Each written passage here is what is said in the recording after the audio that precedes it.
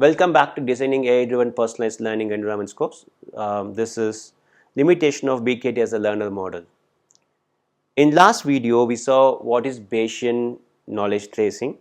We mean that how to include guess and slip while updating the learner's knowledge or the learner's learning skill. So Bayesian knowledge is used to very well in the standard kind of thing in the last 2 decades. It's used widely in the all the cognitive tutors, cognitive related models, and it is being used for the last 2 decades, and it is kind of industry standard now for the intelligent tutoring systems or PALs. Can you pause this video and identify limitations of the standard BKT model? Whatever we discuss as a BKT model till now, can you find limitations? The standard BKT model assumes that hidden knowledge state is strictly binary, that is student is learned or unlearned. It is not actually the value the student given the current question student learned or not. Even the student response might be wrong. They might have the partial understanding. They might have some intermediate knowledge on the concept. They might give the wrong answer, which doesn't mean the student don't know the concept. So that is kind of missing in the BKT modeling. And the another problem is BKT assumes that the student cannot forget the topic. It is suitable for the small personalized learning environment where I'm talking about a topic on fractions or one particular mathematics problem. I'm interacting with system for say 1 day or 2 day. My concepts knowledge is well used it. Suppose I want to use the same BKT for a semester long course like NPTEL course like MOOCs. I want to understand students knowledge over the week. There's a high chance student will learn the concept in the current video. After 3 weeks they would have forgot. And but the BKT would the skill learned is already updated. Now it's kind of not sure why the student is not answering. So it might be in advanced state. So that is the one of the another drawback we see at the BKT. And as I mentioned in a standard BKT, not in all BKT, the latest version is better.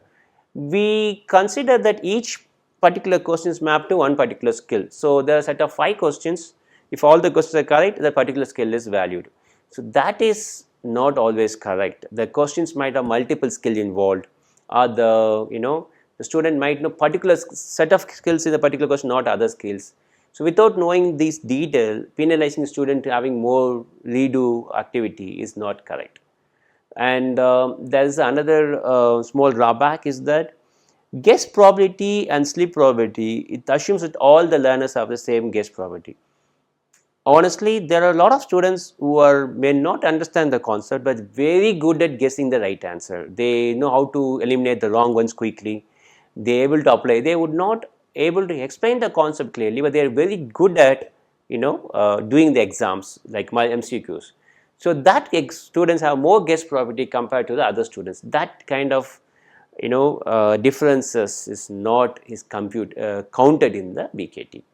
So what happens beyond BKT? There are a lot of other models has been come up since it has been there for the last 2 decades.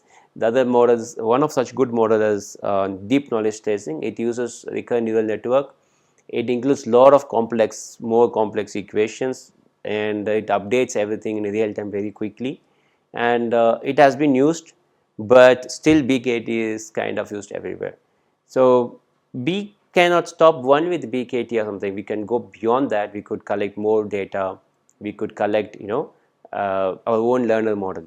So in this week and last week we saw 2 type of learner models. My request is that can we come up with a new learner model? Can we either other ways to understand the learner's mastery of the skill, learner's ability to understand particular skill is measured? That I would want you to think more. Thank you. So these are the resources for this particular week.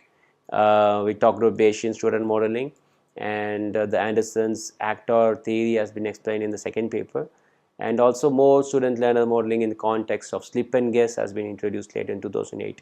Those concepts also you could understand in the third paper. So thank you for watching this video. Thank you.